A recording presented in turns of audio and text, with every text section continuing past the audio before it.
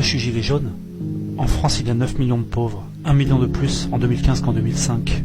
La moitié des pauvres ont moins de 30 ans. 3 millions d'enfants sont pauvres, 30 000 sont SDF, 40 000 ne peuvent pas manger 3 repas par jour. 3,4 millions de Français sont des travailleurs précaires ou mal rémunérés. 38% des chômeurs sont pauvres. 35% des familles monoparentales sont pauvres. Le chômage cause la mort de 14 000 Français par an. Un quart des agriculteurs, des artisans, commerçants et chefs d'entreprise sont pauvres.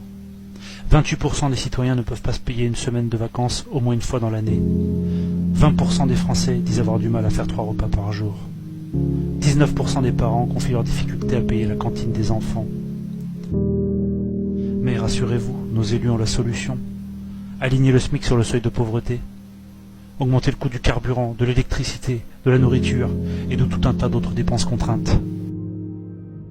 Vous me demandez pourquoi je suis gilet jaune?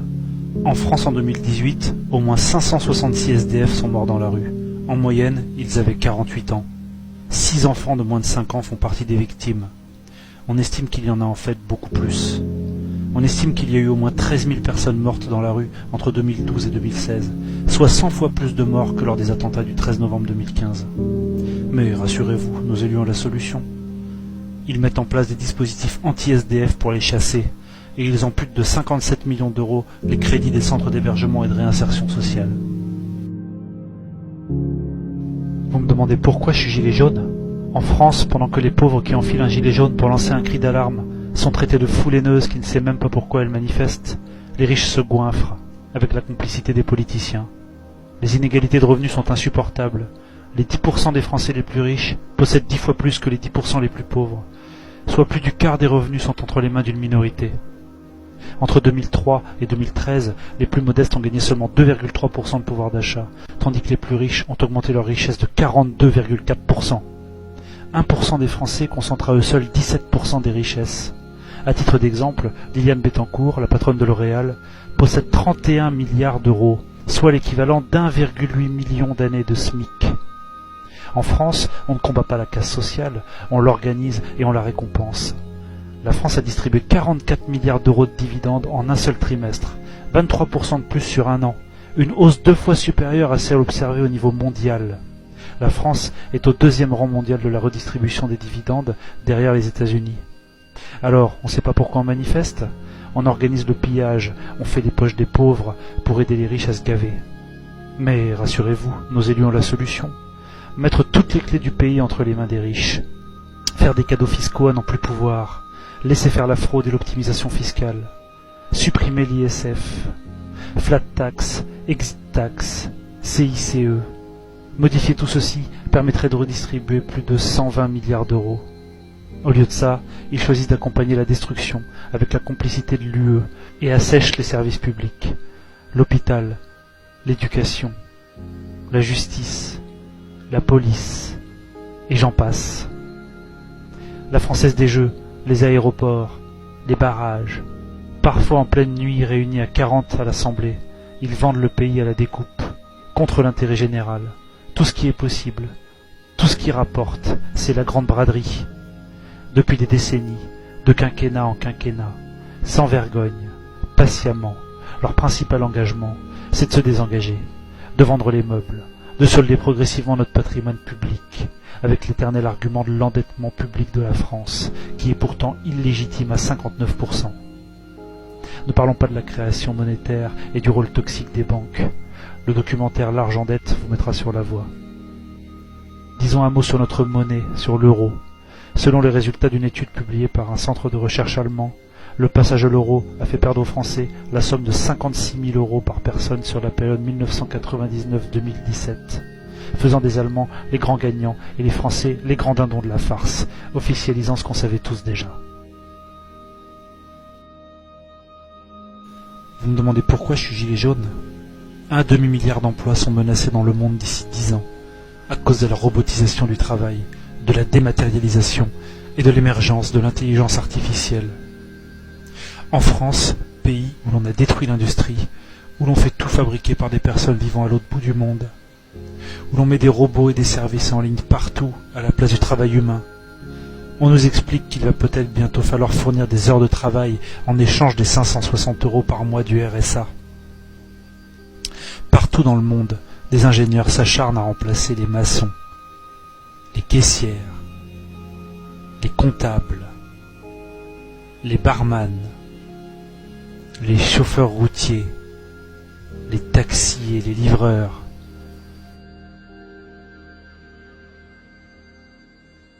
Cuisiniers, les serveurs, les vendeurs, les policiers, les médecins, même les juges, et bien d'autres.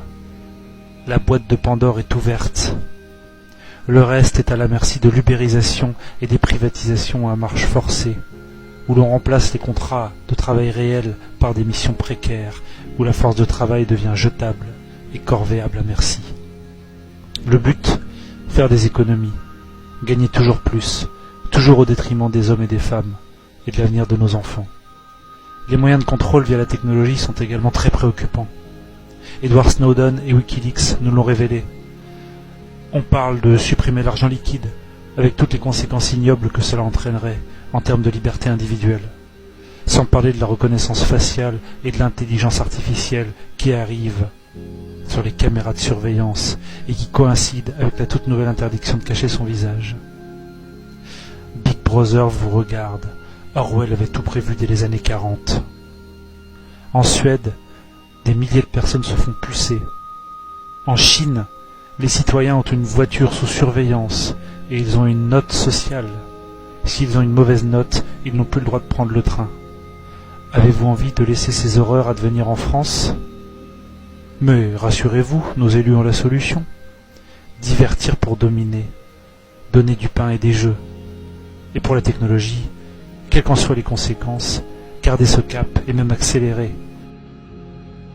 Vous me demandez pourquoi je suis gilet jaune ? Les personnes qui nous dirigent présentent leur vision du monde comme étant la seule qui soit pertinente, démocratique et viable, alors qu'en réalité, ils se moquent du bien commun, et même de la planète sur laquelle on vit. Celui qui croit que la croissance peut être infinie dans un monde fini est soit un fou, soit un économiste. On produit 10 tonnes de plastique par seconde. 1 million de bouteilles en plastique sont produites chaque minute dans le monde. Coca-Cola à lui seul produit 110 milliards de bouteilles plastiques jetables par an. Dans le Pacifique, un nouveau continent de plastique s'est formé. Il fait 3 fois la taille de la France. 16 porte-conteneurs de transport maritime émettent autant de dioxyde de soufre que toutes les voitures du monde réunies. Le transport aérien émet, selon l'Agence européenne de l'environnement, près de 2 fois plus de CO2 au kilomètre qu'une voiture. Et devinez quoi ? Les carburants de ces transports ne sont pas taxés, tandis que les carburants des voitures sont taxés à 60%. Et qu'en pensent les espèces qui survivent avec nous ? Plus de la moitié des vertébrés ont disparu en 40 ans. Il nous faudrait 1,6 planètes pour satisfaire nos besoins. Les espèces animales et végétales disparaissent 1000 fois plus vite à cause de nous. On dénombre 750 espèces disparues, 2700 en voie d'extinction et 12 500 menacées. Selon le site planetscope.com, 25% des mammifères, 13% des oiseaux et 41% des amphibiens seront très fortement menacés d'extinction dans un futur proche. Il n'y a pas que la population qui rejette la folie du système actuel, la planète elle-même en meurt. Une étude parrainée par la NASA prédit la fin de notre civilisation pour les prochaines décennies. Mais rassurez-vous, nos élus ont la solution. Ils espèrent une technologie miracle qui viendra tous nous sauver de l'autodestruction. Ou encore qu'on trouvera une autre planète à coloniser. Vous me demandez pourquoi je suis gilet jaune ? Je suis comme beaucoup, j'ai compris. Et je ne veux pas rester les bras croisés, ne rien dire, donc consentir, lâchement. Élire des représentants illégitimes. Seulement ces derniers ont normalement pour mission de représenter le peuple et servir les intérêts de la population et de la nation. Je suis de ceux qui ont appris qu'en France, 9 milliardaires possèdent 90% de la presse. Cela explique peut-être pourquoi beaucoup de citoyens se plaignent de manipulation de l'opinion à grande échelle, toujours dans l'intérêt des riches. Ce schéma démontre qu'une poignée d'individus fait la pluie et le beau temps sur le paysage audiovisuel français. Qui possède les médias possède un pouvoir d'influence gigantesque sur l'opinion publique. Pour simplifier, des milliardaires achètent la presse et les principaux médias. Ensuite, ils se payent un président. Et enfin, ce président leur offre des milliards en baisse d'impôts. On entend parler depuis longtemps de pensée unique, d'idéologie dominante. Une partie considérable des Français ressent un profond malaise vis-à-vis du système médiatique, alors n'en cherchez plus la raison. Frédéric Lordon, économiste et respectable chercheur au CNRS, est allé jusqu'à déclarer que la candidature de Macron est le spasme du système et constitue une entreprise essentiellement frauduleuse. Des milliardaires possèdent la presse et entreprennent de porter un banquier d'affaires à la présidence de la République. Ça vous rappelle quelque chose, cette une de Libération? Le parti pris et le mépris de classe de certaines diffusions TV est acharné depuis le début de la crise des Gilets jaunes. On y entend depuis l'acte 2 que le mouvement s'essouffle. On y a diffusé, d'abord sans les contester, des chiffres de manifestations que beaucoup de Français estiment mensongers voire grotesques, avant que le consultant de BFM TV, Dominique Rizet, avoue, au soir du 14e acte, on a toujours bien compris qu'il y avait beaucoup plus de monde que cela. C'est un aveu clair de non-respect de tous les principes de déontologie journalistique. Pendant 2 mois, les Gilets jaunes ont vu défiler par dizaines sur Facebook des images insoutenables de violences policières et ont attendu en vain de les voir à la télévision. Ce silence assourdissant n'a fait qu'entretenir la consternation et la colère des Français qui ont choisi de vêtir un gilet jaune pour revendiquer le respect, la dignité et la capacité à vivre correctement. Souvent dans la presse, on prend directement parti, sans même faire l'effort de le cacher, sans respect pour la charte de Munich. On vomit son mépris de classe, tous en chœur, et on fait d'insultantes généralisations, semaine après semaine, accusant les gilets jaunes, tour à tour, d'être des idiots sous-diplômés, coupables du chômage, coupables des morts sur la route, coupables des cambriolages et de la délinquance, coupables d'être des racistes et antisémites, coupables d'être des homophobes, des violents, des haineux, des factieux, des séditieux, des agents manipulés par les Russes, par les Italiens. On est même allé jusqu'à traiter les gilets jaunes de terroristes, et j'en oublie forcément. Toutes les occasions possibles ont servi de prétexte pour dire aux Français qui ont choisi de porter un gilet jaune de rentrer chez eux, de la fin du grand débat à l'incendie de Notre-Dame. En réalité, les gilets jaunes ont déjà plus contribué à l'amélioration des conditions de vie des Français en quelques mois que les syndicats et les partis en plusieurs décennies. Roselyne Febvre, chef du service politique de France 24, n'a pas hésité à dire lors de son émission que des gilets jaunes a émergé tout ce qu'il y a de pire chez l'homme et que le mouvement était devenu une espèce d'écurie de branquignoles. La colère des gilets jaunes a été tellement forte suite à ces déclarations qu'elle a eu besoin d'une sécurité renforcée. De nombreux Français n'ont plus confiance, accusent les médias de dévoyer l'information, d'occuper de manière déloyale l'esprit captif d'une frange de plus en plus mince de la population. Certains signaux veulent tout dire. En termes de liberté de la presse, Reporters sans frontières classe la France derrière le Ghana, la Namibie, le Cap-Vert ou le Suriname. En ces temps troublés, même eux subissent la répression, voire la contrainte. De nombreux journalistes ont été insultés et même violemment attaqués par des gilets jaunes exaspérés, mais ils ont également été blessés par les forces de l'ordre. L'un des symboles les plus forts de ce désaveu des éditocrates a eu lieu le 29 décembre 2018. Entre les fêtes, avant le Nouvel An, au lieu de préparer le réveillon, des Français ont choisi d'enfiler un gilet jaune et d'aller assiéger les locaux des grandes chaînes d'information en continu. Bien d'autres ont passé les fêtes de fin d'année sur les ronds-points, dans le froid glacial. Vous pensez que la liberté est garantie sur Internet? Détrompez-vous. Sur le réseau Twitter, les autorités françaises ont été à l'origine de 87% des demandes de suppression de contenu au niveau mondial. Triste record. Vous vous en fichez? Vous utilisez Facebook? Monsieur Macron a rencontré le patron de Facebook afin de mettre en place des lois spéciales dont les conséquences ont de quoi inquiéter.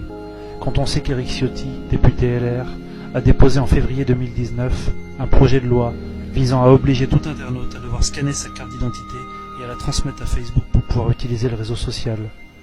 C'est sans parler de l'article 13 de l'UE, ouvrant la voie à une police privée de la pensée et à la censure généralisée.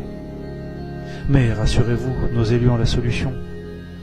Inquiéter Mediapart en tentant de perquisitionner leurs locaux, créer des lois contre le secret des affaires, mettant en danger les lanceurs d'alerte au lieu de les protéger, créer des lois pour lutter contre les fake news, qualifier de complotistes toute pensée qui dérange ou tout discours critique, mettre en place des sites qui sont censés apporter la seule vérité autorisée, attaquer les rares émissions qui montrent la vérité, ne parler que du désordre en France et non pas des causes de ce désordre, ou des moyens politiques permettant de réellement contenter la population. Bien avant que le mouvement des Gilets jaunes advienne, de nombreux Français disaient « ça va finir par péter, on le sent, ça va craquer, il faut que ça pète ». Et maintenant que ce craquement arrive sous nos yeux, Beaucoup de journalistes ont choisi d'accompagner, avec un zèle flagrant, la communication gouvernementale, qui consiste à diaboliser et diviser, à inquiéter, voire à susciter le dégoût, à délégitimer et à rabaisser ce mouvement, qui s'incarne pourtant dans le cœur et sur le dos de nombreux Français, sous la forme symbolique d'une veste fluorescente destinée à avertir d'une situation d'urgence ou de danger. Les Français qui ont choisi d'enfiler un gilet jaune ne sont que la pointe ultra-visible d'un cri d'alarme populaire, parfaitement prévisible et anticipé des années avant son émergence.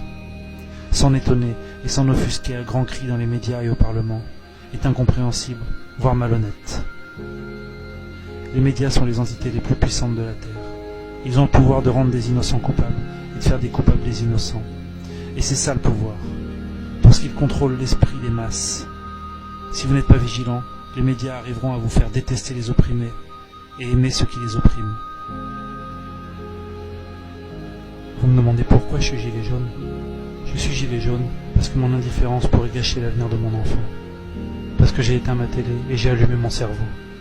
Parce que je refuse de vivre dans un océan d'injustice. Parce que j'ai envie d'être dans une vraie démocratie et non pas un État néolibéral autoritaire. Parce que le pouvoir appartient au peuple, pas à quelques milliardaires. Parce qu'une vie meilleure est possible. Parce qu'ils ne sont grands que parce que nous sommes à genoux. Parce que je soutiens une société juste et équitable dans laquelle on devrait vivre et non survivre. Parce que j'ai compris que j'ai parfaitement le droit de penser et d'exprimer ce que je pense, et que ne rien dire ferait de moi un complice. Un peuple prêt à sacrifier un peu de liberté pour un peu de sécurité ne mérite ni l'un ni l'autre, et finit par perdre les deux. Mais rassurez-vous, nos élus ont la solution. Ils ont mis en place un ensemble de mesures contre-révolutionnaires, visant à garder le contrôle tant bien que mal, face à un soulèvement populaire digne des livres d'histoire, qui a immédiatement eu le soutien d'une part majoritaire de la population française. Des mesures les plus triviales, comme ce grotesque mouvement des foulards rouges, beaucoup plus efficaces pour montrer l'immense médiocrité humaine d'une partie de la petite bourgeoisie française bien pensante que pour combattre le mouvement des gilets jaunes, en passant par les activistes pro-gouvernement qui passent leur journée à vomir leur haine sur tous les espaces en ligne possibles, des réseaux sociaux jusqu'aux commentaires des sites d'information, et qui haïssent, maudissent et insultent les gilets jaunes pour montrer leur haine de la haine. Tout un programme. Le système en place n'a pas le choix. Il lui faut réprimer durement les indignés, en diabolisant le mouvement de manière acharnée dans les médias, en mettant en place des lois répressives, en crevant quelques yeux, fracassant quelques crânes, pour dissuader ceux qui auraient la drôle d'idée de se plaindre des injustices actuelles et à venir. Une répression sans bornes, d'un niveau jamais vu depuis la guerre d'Algérie. Tout a été fait pour vider d'abord les ronds-points, avec un haut niveau d'intimidation et de répression, obligeant donc les manifestants à prendre les rues, puis l'objectif a été de vider les rues le plus vite possible, par la force, par la dissuasion, par la terreur, plutôt que par des décisions politiques. Accorder des modifications politiques et institutionnelles réclamées par une part considérable des Français mettrait Macron en porte-à-faux direct avec les personnes qui l'ont fait élire, ceux pour qui il travaille et par qui il est missionné, les ultra-riches. Pour oser défier le pouvoir, les Gilets jaunes subissent une répression inimaginable, aux conséquences impardonnables. Un décès directement lié à une bombe lacrymogène, 248 blessures à la tête, 23 éborgnés, 5 mains arrachées, et des centaines d'autres blessures, impliquant des passants, des journalistes, des mineurs. L'État a tiré plus de 13 000 fois au LBD sur sa population depuis novembre 2018. Le LBD est considéré comme une arme de guerre. La France est le seul pays de l'UE à jeter des grenades au TNT sur sa population. Et ce n'est pas fini. C'est sans parler de la terrible répression judiciaire, des arrestations préventives. Pour Laurence Roch, présidente du syndicat des avocats de France, le traitement judiciaire des Gilets jaunes relève d'une justice d'abattage accompagnant la répression menée par le pouvoir exécutif. Dans ces conditions, la colère sociale ne peut pas retomber, prévient d'ores et déjà l'avocate. Le canard enchaîné a révélé une véritable justice d'exception, je les cite, au parfum de police politique, pour ficher, condamner, briser les gilets jaunes. Surveillance sur les ronds-points et sur les réseaux sociaux, fichage des potentiels meneurs. Ils vont même jusqu'à mettre sur écoute des dizaines de gilets jaunes, au moins 150, et jusqu'à ficher les manifestants hospitalisés, ce qui constitue, pour Christophe Prudhomme, le porte-parole des médecins urgentistes, une dérive grave et une menace pour les libertés individuelles. Le collectif Robe Noire et Gilets jaunes a publié un communiqué de presse pour dénoncer une dérive liberticide et de graves atteintes aux libertés individuelles. Et pour cause, à la mi-février, On comptait plus de 8000 arrestations, 7500 gardes à vue, 1796 condamnations, plus de 350 personnes incarcérées. Pendant ce temps, Benalla et Cahuzac vous envoient leurs amitiés. Tous ces chiffres en disent long sur un pouvoir délégitimé par un mouvement social à tendance insurrectionnelle voire pré-révolutionnaire. Fin novembre, 84% des Français approuvaient le mouvement des Gilets jaunes, une écrasante majorité du pays. Et même après bientôt 6 mois de lutte, même après un véritable acharnement de mesures contre-révolutionnaires, de propagande, de mensonges, de diabolisation, ils conservent le soutien de la moitié de la population. Selon un sondage officiel, 50% des Français nous soutiennent toujours, pour seulement 34% d'opposition. Un record historique de force et de durée, pendant que la cote de popularité de Macron n'est qu'à 28%. Les chiffres officiels montrent un soutien supérieur aux Gilets jaunes qu'au président en exercice. Beaucoup pensent que le pouvoir ne se maintient que par la manipulation et la diversion des masses, par la répression dans la rue et les tribunaux, et par la politique de la peur et du pourrissement. Un bilan effarant, indigne de notre pays, pointé du doigt par le Conseil de l'Europe, Amnesty International, la Ligue des droits de l'homme qui dénonce une volonté explicite de blesser, et par l'ONU qui a réclamé une enquête approfondie et a placé la France entre le Venezuela et Haïti sur la liste des répressions. Le mouvement des Gilets jaunes a pour énorme mérite de lever le voile sur le réel niveau démocratique de notre pays, entre les violences physiques qui vont jusqu'aux mutilations définitives et les violences judiciaires qui vont jusqu'à créer l'indignation des avocats et d'organismes internationaux. Je vous invite à vous remettre en question d'urgence si vous avez ressenti plus d'indignation en voyant la vandalisation du Fouquet's plutôt qu'en voyant vos compatriotes se faire éborgner, parce qu'ils réclament de quoi manger après le 15 du mois, parce qu'ils veulent plus de démocratie, voter eux-mêmes les lois, bref, parce qu'ils veulent une société plus juste pour eux-mêmes et leurs semblables. Vous me demandez pourquoi je suis gilet jaune? Parce qu'il ne faut pas s'arrêter d'exiger la dignité. Parce que si vous restez chez vous, ils gagnent. Parce qu'il ne faut rien lâcher. Parce que cette lutte est totalement légitime et nécessaire. Parce que le monde entier nous regarde avec admiration. Parce qu'en Angleterre, en Allemagne, en Hollande, en Israël, à Taïwan et dans des dizaines d'autres pays, ils ont enfilé les gilets jaunes et sont inspirés par le peuple de France, même avec leurs chiffres mensongers, même si depuis le début, acte après acte, ils répètent comme des perroquets que le mouvement s'essouffle. Ils ne commentent pas un essoufflement, ils l'invoquent de leur vœu, même s'ils font tout ce qu'ils peuvent pour nous affaiblir, par toutes les stratégies possibles et cumulées, même en essayant de retourner le reste de la population contre nous, en expliquant tous les jours que nous sommes plus qu'une poignée d'illuminés violents. Nous sommes toujours là, et notre légitimité est intacte.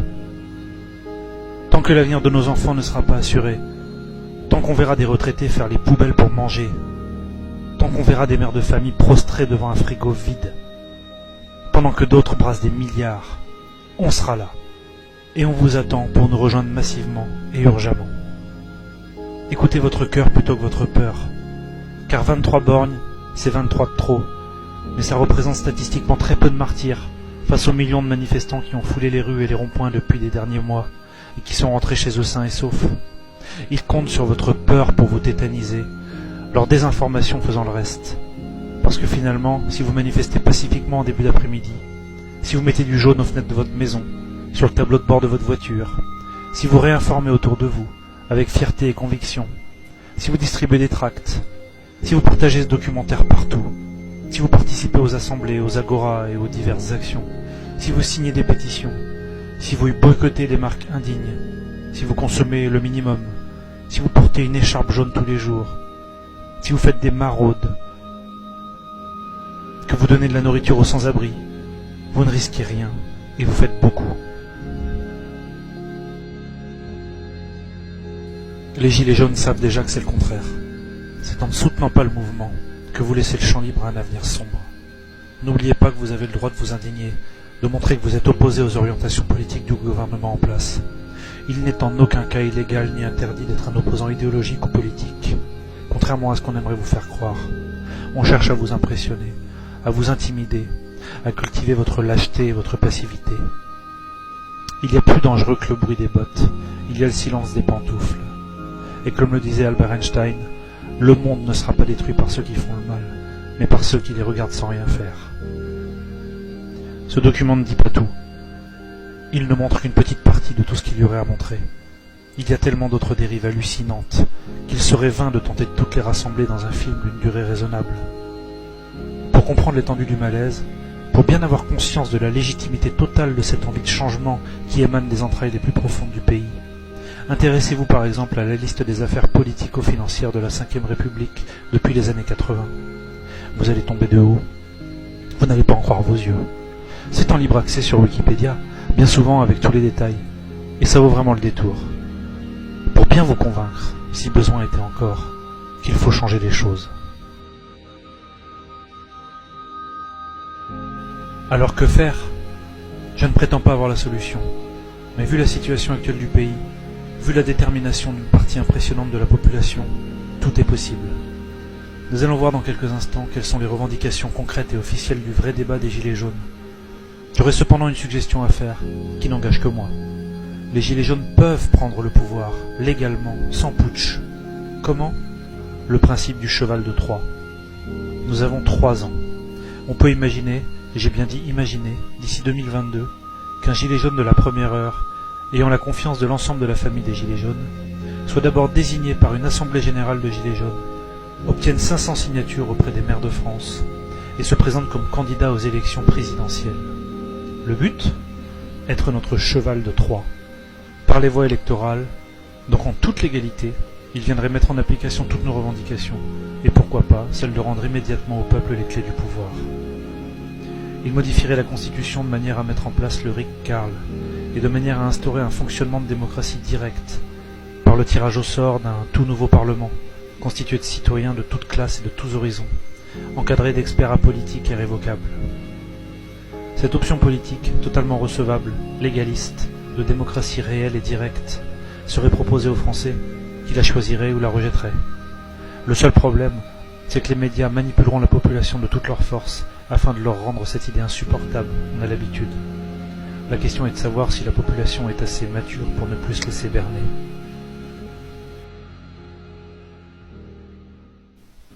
Le savoir est une arme, maintenant vous saurez. Partagez ces informations aux endormis, et s'ils ne se réveillent pas maintenant, alors ils ne le feront jamais. S'ils ne nous rejoignent pas aujourd'hui, demain ils n'auront pas notre épaule pour pleurer, car il sera trop tard, et leur absence de réaction, leur silence, aura fait d'eux des complices de la défaite du peuple. C'est parce que vous ne sortez pas en nombre et pacifiquement dans la rue le samedi que les Gilets jaunes subissent la répression, et que le mouvement s'éternise dans la durée. Si le samedi, au lieu d'aller manger une glace ou de faire vos courses, vous veniez massivement remplir les rues, et je parle uniquement pour ceux qui le peuvent mais qui ne le font pas, alors dans ce cas-là le gouvernement céderait en quelques jours. Une union massive du peuple est possible, car un récent sondage révèle que 39% des Français pensent que pour changer la situation dans le pays, il faut une révolution. Un chiffre 2 fois supérieur aux Allemands, et nettement supérieur à nos voisins européens, ce qui fait des Français, au fond, le peuple révolutionnaire qu'il n'a jamais cessé d'être. Révolution! Révolution! Révolution! Révolution! Révolution! Révolution!